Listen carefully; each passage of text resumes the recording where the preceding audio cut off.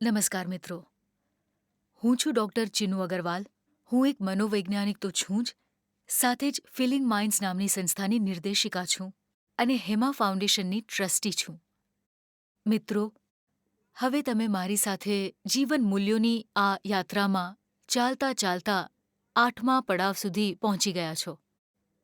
હું તમારા બધાનો ખૂબ ખૂબ આભાર અને અનુમોદન કરું છું કે જેઓએ આટલા બધા ઉત્સાહ સાથે અમારા હેમ વર્ચ્યુઝના પોર્ટલ પર રજિસ્ટર કર્યું છે અને એક પછી એક બધી મૂવીઝ રિલેટેડ જેટલી પણ અમારી જીવન મૂલ્યોની શિક્ષાઓ છે એને તમે તમારા જીવનમાં ઇન્ટિગ્રેટ કરતા આગળ વધો છો.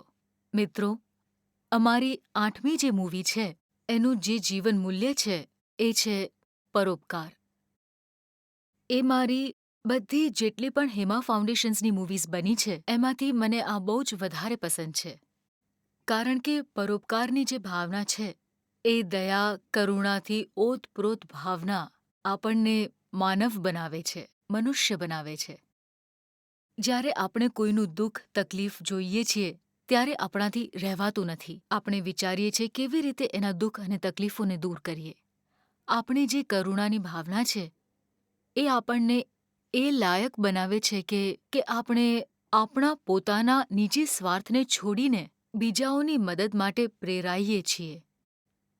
મિત્રો, ઘણા બધા દુનિયામાં એવા લોકો છે, એવા ઉદાહરણો છે જે પ્રેરણા સ્ત્રોત છે, જેઓએ પોતાની થાળીના કોળિયા પણ બીજાઓને આપી દીધા અને એ વડે જે અપાર ખુશી એમને મળી, જે પ્રસન્નતા એમને મળી, જે સેટિસ્ફેક્શન એમને મળ્યું, કદાચ એની કોઈ સરખામણી નથી.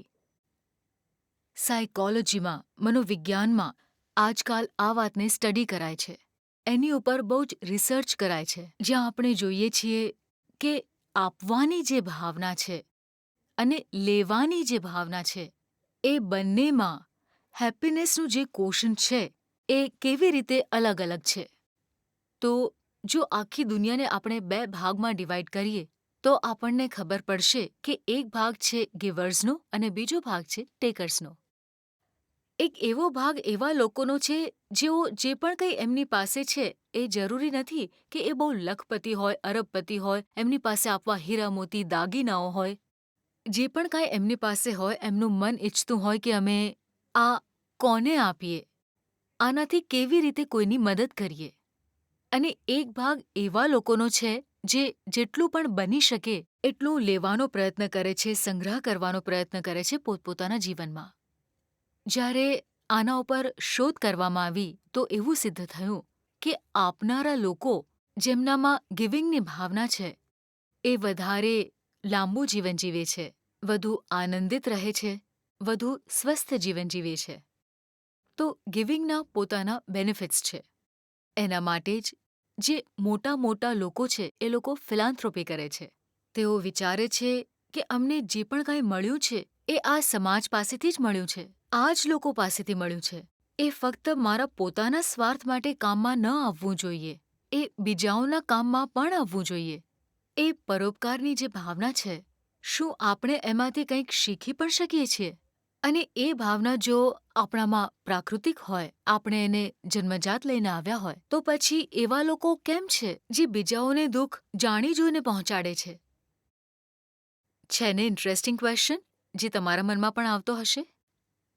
આ બધા જ ક્વેશ્ચન્સનો જવાબ આપીશું આપણે આપણા જીવન મૂલ્યોની આ કડીમાં, જ્યાં આગળ તમે પહેલાં થોડા પ્રશ્નોના જવાબો આપશો જે તમે દરેક વખતે કરો છો. અમારા સર્વે ક્વેશ્ચન્સના, અમારી બિફોર મૂવીઝ MCQsના. એ પછી તમે એ સુંદર મૂવીનો આનંદ લેશો, જેમાં તમે જોશો કે કેવી રીતે પરોપકારની ભાવનાથી કેટલું સુંદર એનું કન્ક્લુઝન હોય છે. હું હમણાં એની સ્ટોરી તમને નહીં કહું, નહીં તો તમને મૂવી જોવામાં મજા નહીં આવે. એ પછી આપણે એના રિલેટેડ ડેલિબ્રેશન કરીશું એકબીજા સાથે અને ટાસ્ક અપલોડ કરીશું. ત્યારે આપણને ખબર પડશે કે શું આ પરોપકારની ભાવના શીખી પણ શકાય છે અને એને શું શીખીને કેવું અલગ જ પ્રકારનું સુખ અને આનંદ પ્રાપ્ત થાય છે. તો ચાલો જોડાઈએ વધુ એક કડીમાં, જીવન મૂલ્ય, જે હેમા ફાઉન્ડેશનનું પણ એક ફિલાન્થ્રોપિક પર્પસ છે. એ પણ એક પરોપકાર છે, જેમાં અમે લોકોને જોડવા ઈચ્છીએ છીએ, લોકોના જીવન આનંદમય બનાવવા ઈચ્છીએ છીએ. લોકોએ એકબીજા સાથે કેટલો સારો વ્યવહાર કરી શકે છે. આપણી અંદરના જીવન મૂલ્યોના જે એક માનવીય ઉદ્દેશ્ય છે, એને કેવી રીતે આપણે પૂરું કરી શકીએ, એને માટે આર કેબલની એક ઇકાઈ છે. તમે અમારી સાથે આમ જ જોડાતા રહો, તમારો પ્રેમ, સ્નેહ અને આશીર્વાદ અમને મળતા રહે, એ જ ભાવના સાથે નમસ્કાર.